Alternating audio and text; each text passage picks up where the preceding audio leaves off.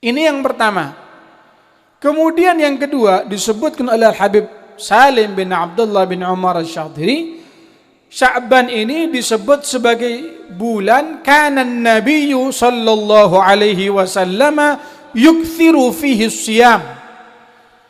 Kanjeng Nabi itu ketika masuk bulan Ruwah, sasi Ruwah, bulan Sya'ban, beliau ibadah puasanya semakin banyak. Ditambah malih Pak, puasanya itu tambah kata. Sering beliau ketika Sya'ban semakin banyak. Sesuai riwayat dari Siti Aisyah, istri mulia baginda Nabi Muhammad SAW. Apa cerita beliau? Karena Siti Aisyah satu rumah dengan Kanjeng Nabi. Jadi kebiasaan Nabi itu apa, Siti Aisyah hafal. Terlebih Siti Aisyah itu dinikah sama Kanjeng Nabi di usia yang cukup muda, sehingga daya rekamnya, memorinya kuat. Sampun sepuh-sepuh niki lali-lalian, lupa-lupaan sudah nih ya. Opo jarimu loading error, memori wayahe ganti nih supaya. Lah Siti Aisyah masih muda, jadi Nabi itu melakukan apa direkam, dilihat dan terusnya sudah. Makanya banyak riwayat hadis itu kalau anggota keluarga paling banyak Siti Aisyah. Di antaranya Siti Aisyah menceritakan Kanjeng Nabi niku yasumu hatta naqula la yuftir, yuftir hatta naqula la yasum. Kanjeng Nabi itu kalau sudah sering puasa kayak Nabi itu ndak ada perainya, puasa terus. Tapi kalau sudah ketika perai ndak puasa, kayak Nabi itu ndak mau puasa lagi sudah. Jadi di waktu-waktu tertentu Kanjeng Nabi puasa, terus waktu-waktu tertentu ya perai mboten puasa, Pak. Itu gaya ibadahnya Nabi Muhammad sallallahu alaihi Muhammad. Jadi ya harus bisa ngatur waktu nggih, harus bisa ngatur waktu. Jenengan mau Beb saya mau pokoknya sak tahun puasa tok wis. Kanjeng Nabi ndak gitu kok. Kanjeng Nabi ya di waktu-waktu tertentu ya pray, tak puasa. Tapi di hari-hari yang mulia ya dimanfaatkan untuk puasa. Wa ma ra'aituhu istakmala siyama syahrin qad illa Ramadan. Kata Siti Aisyah, Kanjeng Nabi itu puasa penuh full saulan pastinya pertama Ramadan. Ramadan jangan ditanyakan sudah. Wa ma ra'aitu fi syahrin aktsara siyaman minhu fi syahri Sya'ban, tapi di luar Ramadan bulan yang paling banyak Kanjeng Nabi puasa di dalamnya adalah bulan Sya'ban. Makanya nggih monggo bapak-bapak, ibu-ibu, muslimin muslimat yang mau mengisi hari-harinya Sya'ban dengan puasa, silahkan monggo. Cuma dalam aturan puasa Sya'ban ini perlu diperhatikan nggih. Sya'ban monggo yang jenengan mau mulai tanggal 1 sampai tanggal 15 malam nisfu Sya'ban, kalau tidak keliru malam Ahad. Tanggal umumnya tanggal 24 Februari malam nisfu Sya'ban. Berarti hari 15-nya hari Ahad nggih? Hari Ahad. 1 Sya'ban sampai nanti tanggal 25 Februari hari Ahad pas 15 Sya'ban itu sampai bebas. Mau diambil tanggal berapanya monggo. Beb saya mulai kemarin sudah Beb tanggal 1 sampai nanti 15. Boleh Beb, monggo enggak apa-apa. Silahkan, bagus. Nah cuma 16 ke belakang, ini ada aturan. Perlu diperhatikan ini. 16 sampai akhir ada aturan. Apa? Pesan baginda Kanjeng Nabi beliau menyebutkan idza intasofa Sya'ban fala tasumu. Kalau sudah Sya'ban tersisa separuh terakhir fala tasumu, ojo poso. Ada larangan dari Kanjeng Nabi Muhammad sallallahu alaihi wasallam. Sallallahu alaihi Muhammad. Sallallahu alaihi Muhammad. Masih sadar? Alhamdulillah. Monggo kopinya dinikmati. Jenengan Bu, Pak, nyambung mulai 15-nya hari Ahad tanggal 25 Februari jenengan puasa nisfu Sya'ban, itu boleh jenengan nyambung terus sudah sampai 16, 17, 18, 19 dan seterusnya. Habib, saya 15 nih Sya'ban puasa, 16 puasa, 17 perai, 18 gak oleh wis. Dilarang sudah. Kalau mau lanjut terus ya ojo pedot. Ojo pedot. Sallallahu alaihi Muhammad. Ini yang pertama. Yang kedua, bisa kalau jenengan tadi itu sudah ada kebiasaan puasa sunnah. Kalau jenengan sudah terbiasa menjalankan puasa sunnah, contohnya Senin Kemis, ataupun mungkin puasa Daud, walaupun lewat dari 16 Sya'ban, monggo tetap boleh lanjut, tidak apa-apa. Oke? Monggo tidak apa-apa. Bib, itu Senin Kemis saya sudah rutin, udah lama Bib, bertahun-tahun. Terus kalau andai kata 16 Sya'ban ke belakang dilarang, masuk saya perai Bib Senin Kemisnya. Tidak apa-apa. Kalau sudah terbiasa puasa sunnah. Sallallahu alaihi Muhammad. Yang ketiga, kalau memang jenengan tadi itu ada tanggungan puasa wajib, walaupun sudah 16 ke belakang, ya namanya punya tanggungan puasa wajib, tetap wajib puasa. Apa saja contohnya? Nadar puasa.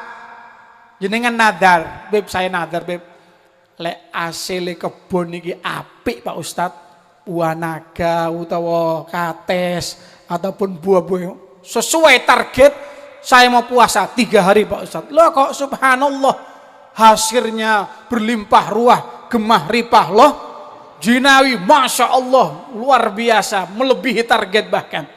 Berarti wajib loh itu ternyata panennya ketika kapan? Ketika sudah 16 Sya'ban ke belakang. Bagaimana? Wajib dia puasa. Loh cara ini Kanjeng Nabi dilarang Beb, separuh 16 Sya'ban ke belakang dilarang puasa.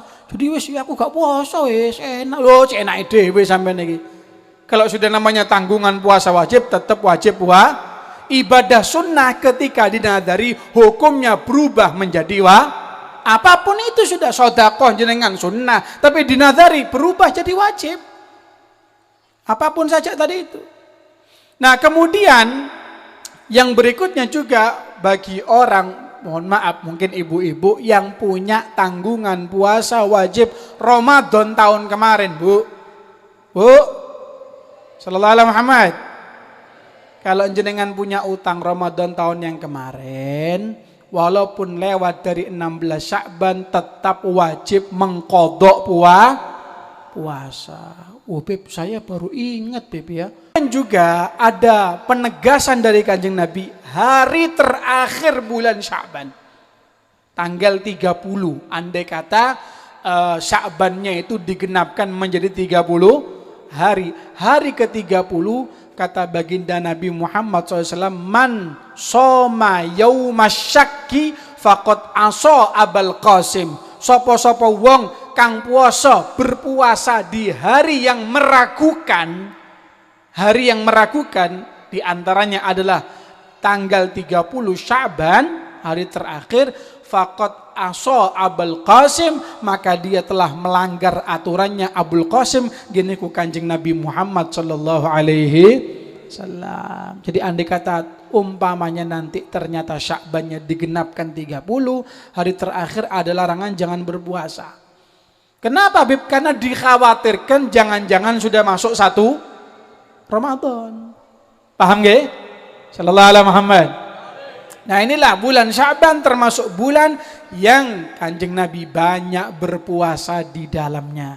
Sering saya sampaikan kalau berkaitan dengan niat puasa sunnah, walaupun jenengan mungkin lupa belum niat, kalau puasa wajib Ramadan jenengan wajib nginep niatnya. Makanya habisnya tarawih kan dilingno ya, niatus shaum memang harus nginep niatnya. Tapi kalau puasa sunnah lebih panjang. Sampai kapan? Sampai zuhur paling mentok. Asalkan belum nasi pecel sama udud sama kopi.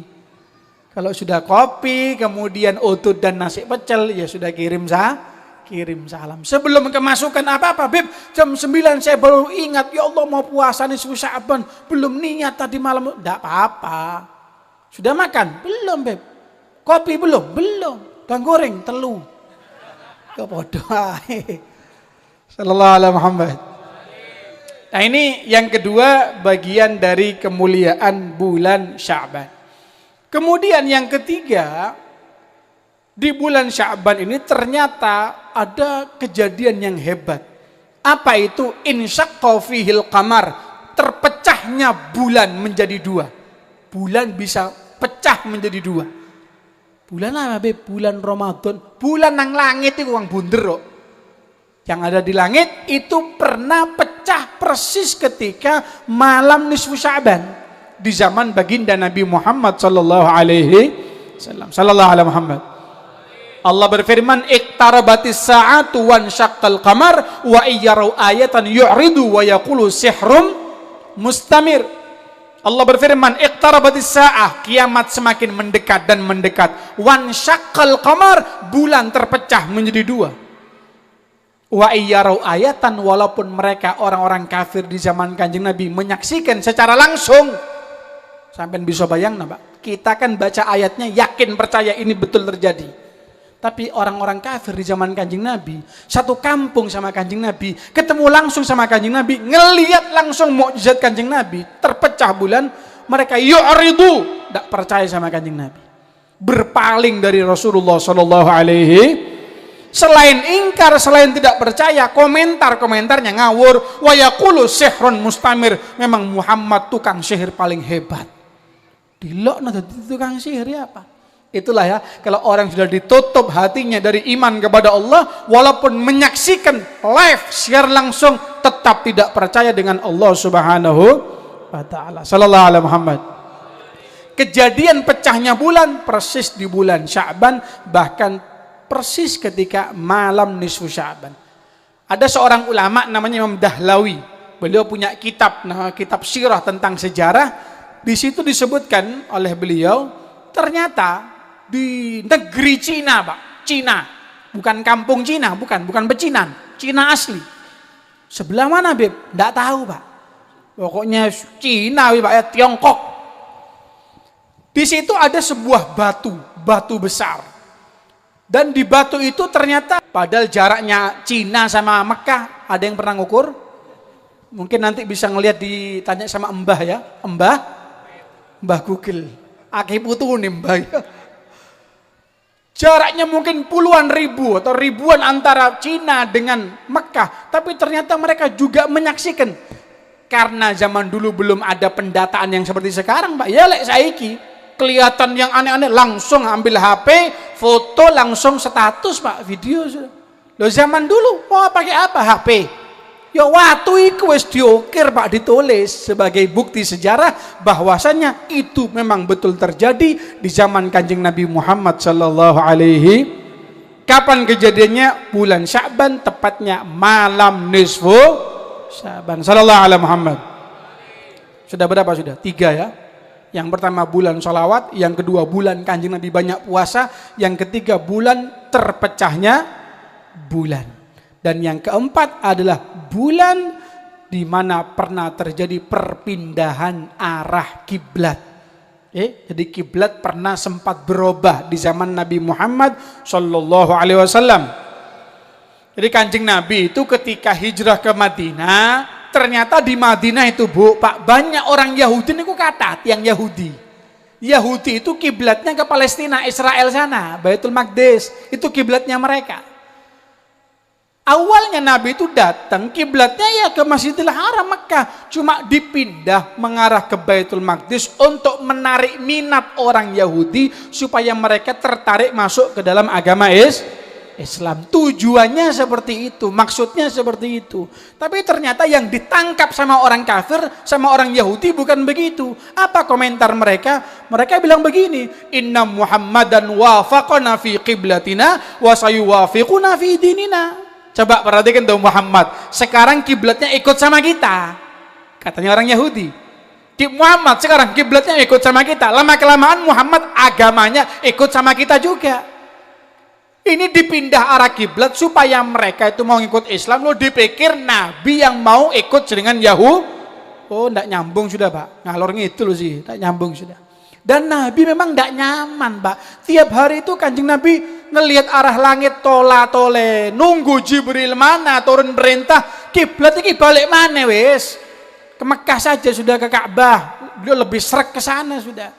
Sehingga turunlah ayat surat Al-Baqarah ayat 144 Allah berfirman, qad nara taqalluba wajhika fis sama' falanuwalliyannaka qiblatan tardaha fawalli wajhaka syatral masjidil haram wa haitsu ma kuntum fawallu wujuhakum syatrah. Muhammad, aku memperhatikan kau tiap hari melihat arah langit, menoleh-noleh itu aku perhatikan. Allah Maha tahu. Falanuwalliyannaka qiblatan tardaha. Kau pengen ke arah mana Muhammad? Silahkan kau rubah lagi Muhammad. Allah. Jadi Nabi meminta apa saja langsung cash, cair. Bukan kredit Pak, bukan ya, langsung nih. Sesuai firman Allah, wala saufa yu'tika rabbuka. Nabi minta apa? Dirubah kiblat, rubah kiblat sudah. Maka hadapkanlah dimanapun kau berada, posisi dimanapun ketika ibadah, sholat khususnya menghadap arah kiblat Masjidil Haram. Ya berubah, langsung berubah sudah. Makanya jenengan kalau mungkin yang pernah nyampe ke kota Makkah yang belum, mudah-mudahan cepat berangkat insya Allah ibadah haji umrah amin. Itu di kampung-kampung sana Pak, satu kampung dengan kampung yang lain kiblatnya lain-lainan, beda. Yang rumahnya di timurnya Masjidil Haram, timurnya Ka'bah, berarti kiblatnya kemana? Ke barat. Yang di baratnya Ka'bah berarti kiblatnya ke timur. Yang di utaranya Ka'bah berarti menghadap selatan. Di selatannya Ka'bah menghadap utara, lain-lain sudah Pak. Kalau di Indonesia semua menghadap ke arah mana? Barat. Tapi di sana berbeda. Sudah perintah dari Allah Subhanahu wa ta'ala. Ini yang keempat, perpindahan arah kiblat. Kemudian yang kelima, penjelasan dari Habib Salim Asy-Syatiri, yaitu persis di malam nisfu Sya'ban itu sendiri. Ini ada penjelasan dari para alim ulama, walaupun ini pendapatnya tidak terlalu kuat, pendapat lemah, tapi walaupun lemah yang berpendapat bukan orang biasa, ulama yang berpendapat. Makanya jenengan kok dengarkan keterangan, ini pendapatnya lemah.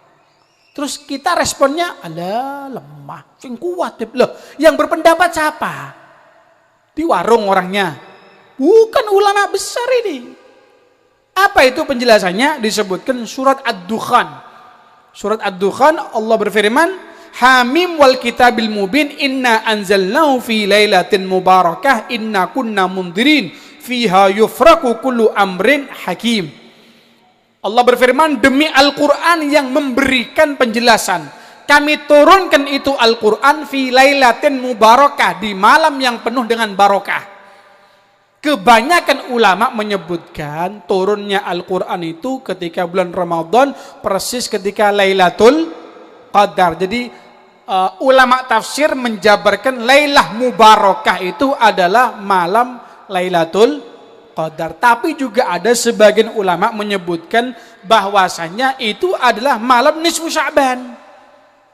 Jadi sebagian ulama mengatakan Lailah Mubarakah itu malam nisfu Sya'ban. Walaupun pendapatnya lemah, tidak sekuat yang lainnya, tapi setidaknya kita mengetahui nisfu Sya'ban ini jangan main-main, jangan dianggap sepele. Sebagian ulama mengatakan itu turunnya Al-Quran, bahkan disebut sebagai malam yang penuh dengan barokah. Sallallahu alaihi Muhammad. Dan juga ketika nisfu Sya'ban, juga ketika bulan Sya'ban, di bulan itulah raf'ul a'mal as-sanawi, amal-amal kita selama 1 tahun akan dilaporkan kepada Allah Subhanahu wa ta'ala. Laporan tahunan itu disodorkannya, dibawa laporannya ketika bulan Sya'ban. Walaupun Allah itu maha tahu tanpa memerlukan laporan. Sampai jangan tanda tanya, Beb. Kata jenengan malam bulan Sya'ban, bulannya kita kelakuan setahun dilaporkan kepada Allah. Berarti Allah selama setahun enggak tahu apa-apa. Nunggu laporan dulu. Ya enggak. Ini kalau bahasa orang kantor formalitas. Hanya sekedar formalitas saja. Supaya apa? Nanti datanya lengkap, komplit semuanya, nota-nota, kwitansi ono kabeh. Cuma jangan bingung, Beb, nanti saya hati khawas, enggak ada catatannya. Oh, kwitansi lengkap. Notanya ada. Nah, itu dilaporkannya tahunan kapan? Ketika bulan Sya'ban. Makanya Nabi ketika ditanya, Nabi kenapa antum kok puasa di bulan Sya'ban? Beliau menyebutkan, ya karena bulan Sya'ban itu banyak dilupakan sama orang, antara Rajab sama Ramadan. Aku ingin ketika dilaporkan amalanku kepada Allah, aku sedang dalam keadaan ibadah kepada Allah, yaitu ibadah puasa. Sallallahu alaihi Muhammad. Nah, inilah beberapa keterangan-keterangan berkaitan dengan bulan Sya'ban, lebih khususnya malam nisfu Sya'ban. Malam nisfu Sya'ban insya Allah akan jatuh pada hari Sabtu malam Ahad. Umumnya tanggal 24 Februari.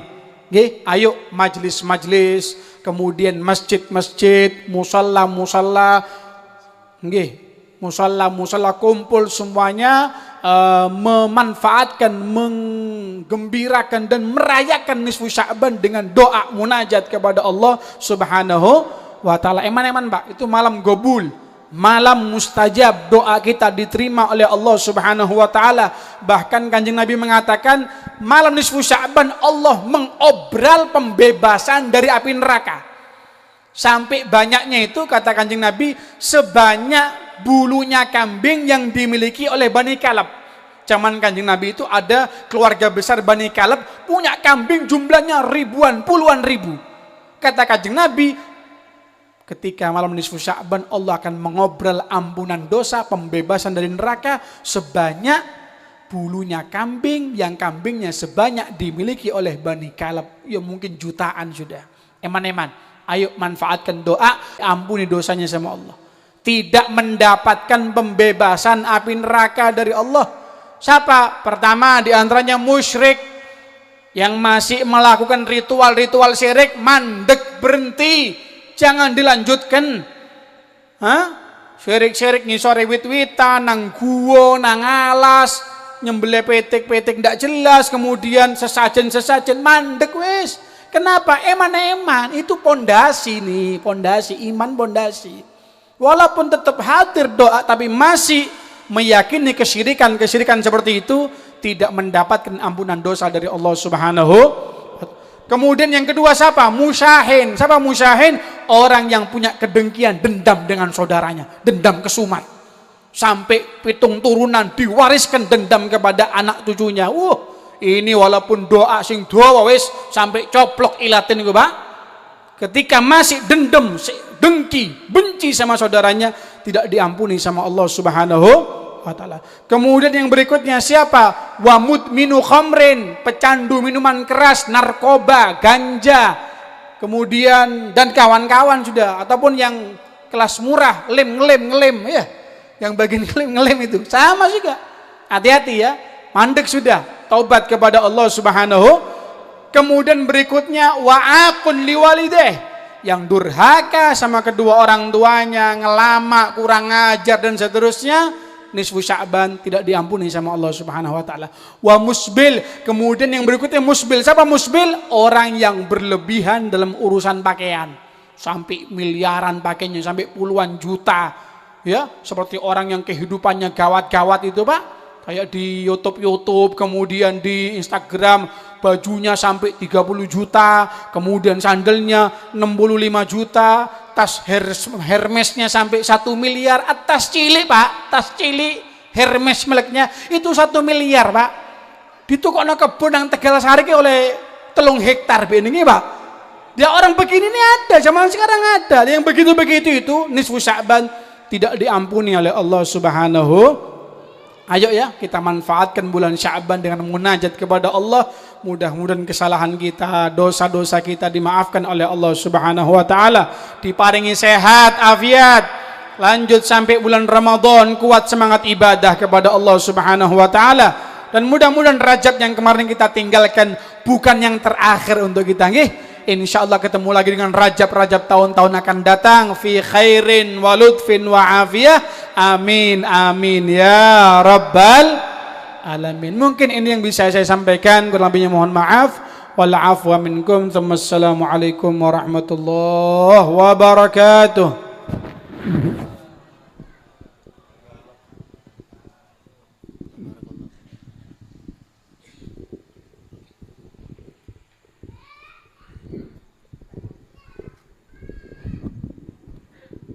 اللهم صل وسلم وبارك عليه وعلى آله ولقد اتصف صلى الله عليه وسلم من محاسن الأخلاق بما تضيق عن كتابته بطون الأوراق.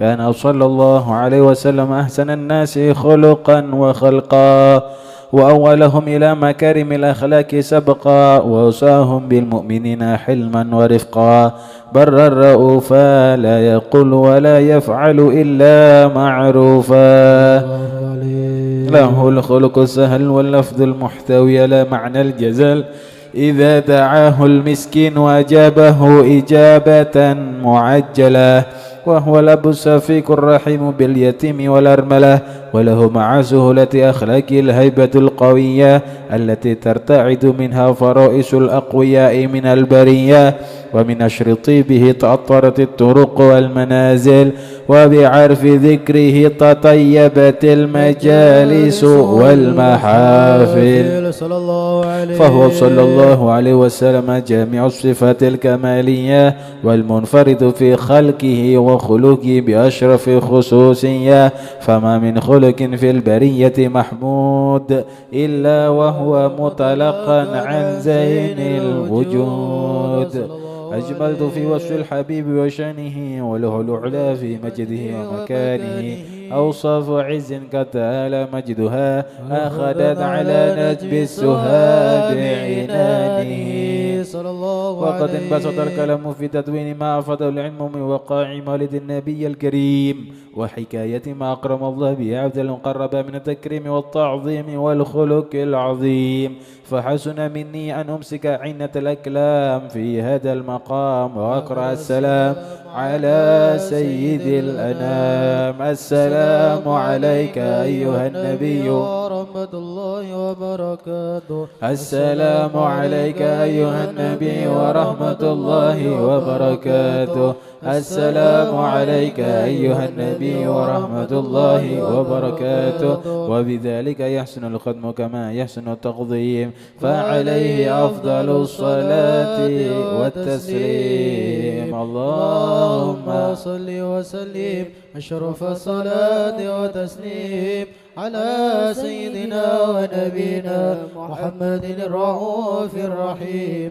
اللهم صل وسلم وبارك عليه وعلى آله. بسم الله الرحمن الرحيم. ولما نظم في الدرار الأوصاف المحمدية وقودا توجهت إلى الله متوسلا بسيد وحبيبي محمد صلى الله عليه وسلم أن يجعل اسم مشهورا وعفيلي فيه محمودا وأن يكتب عملي في الأكمال المقبولة وتوجهي في التوجهات الخالصة والصلات الموصولة. آمين. اللهم يا من إليه تتوجه الآمال فتعود ظافرا وعلى ببزة حد الرحال فتعشى من الفيوضات الغامرة.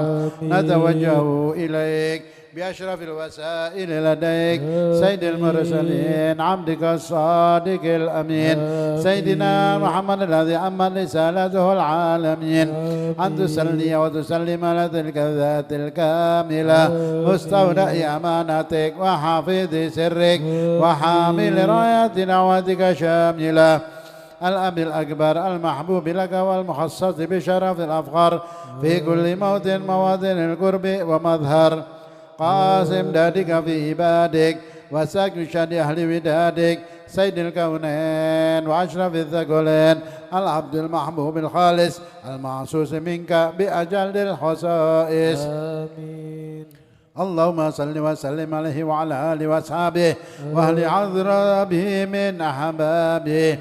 اللهم إنا نقدم إليك جهاد النبي الكريم ونتوسل إليك بشرف مقامه العظيم أن تلاحظنا في حركاتنا وسكناتنا بعين عنايتك وأن تحفظنا في جميع أدوارنا وتقلباتنا بجميل رعايتك وحسن وقايتك وأن تبلغنا من الشرف القرب إليك وإلى هذا الحبيب غاية آمالنا وتتقبل منا ما تحركنا فيه من نياتنا وأعمالنا وتجعلنا في حضرة هذا الحبيب من الحاضرين وفي طرائق اتباعه من السالكين ولحقك وحقه من المؤدين ولأهلك من الحافظين.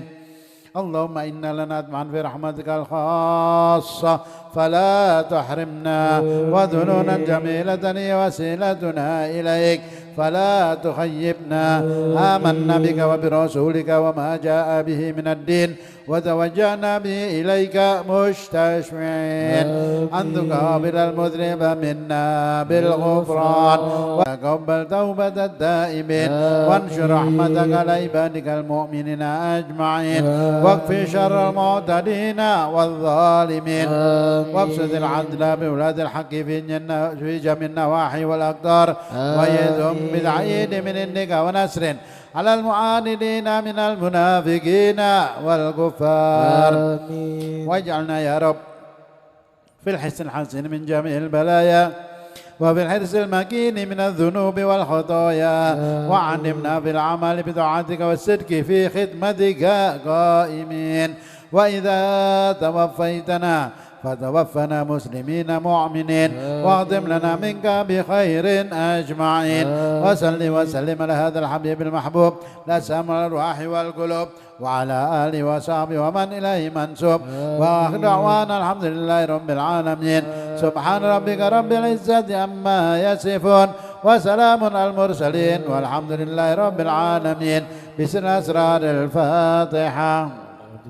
الشيطان الرجيم بسم الله الرحمن الرحيم الحمد لله رب العالمين الرحمن الرحيم مالك يوم الدين إياك نعبد وإياك نستعين اهدنا الصراط المستقيم صراط الذين أنعمت عليهم غير المغضوب عليهم ولا الضالين آمين. بسم الله الرحمن الرحيم. Assalamualaikum warahmatullahi wabarakatuh.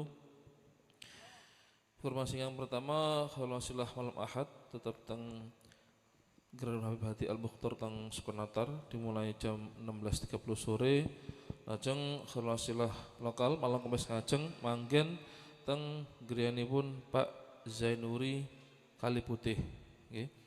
Sepindah malih khalwasilah lokal malam Kamis ngajeng manggen teng griyanipun Pak Zainuri Kaliputih. Jalan Pondok Al-Huda nggih, depan Ibrahimi Kaliputih melebet ke barat. Ya, insyaallah mungkin tengah jeng Ibrahim pun wonten petugas ingkang beto lampu abang-abang niku. Malam Sabtu menjing panjenenganipun rapat rutin nggih teng grenipun Cak Dwi Kaliputih dimulai jam 8 malam. Lajeng majelis Ahad subuh teng Mushola Al Husnan Jenisari dimulai salat subuh berjamaah. Lajeng majelis kopi dakwah Senin malam Selasa tetap teng markas nggih dimulai salat maghrib berjamaah. Terakhir majelis Sabrul Muhtadin malam Ahad menjing manggen teng masjid depan KUA Maron dimulai ba'da Isya. Mohon turun dumateng masyarakat Tegal Sari dan sekitarnya, wabil khusus Sohibul Bait Ponpes Darul Munir dan sedaya yang sangat penarawuh mugi-mugi barokah sedaya. Terakhir lengser 5 sampai 6. Nggih, matur nuwun. Assalamualaikum warahmatullahi wabarakatuh. قال النبي محمد صلى الله عليه وسلم أفضل ما قلت أنا والنبيون من قبلي لا إله إلا الله لا إله إلا الله لا إله إلا الله لا إله إلا الله لا إله إلا الله لا إله إلا الله محمد رسول الله محمد رسول الله صلى الله عليه وسلم كلمة حق عليها نحيا وعليها نموت وعليها نبعث إن شاء الله تعالى من الآمنين الذين لا خوف عليهم ولا هم يحزنون برحمتك يا أرحم الراحمين. وإلى حضرة النبي محمد صلى الله عليه وسلم بالسر الأسرار الفاتحة.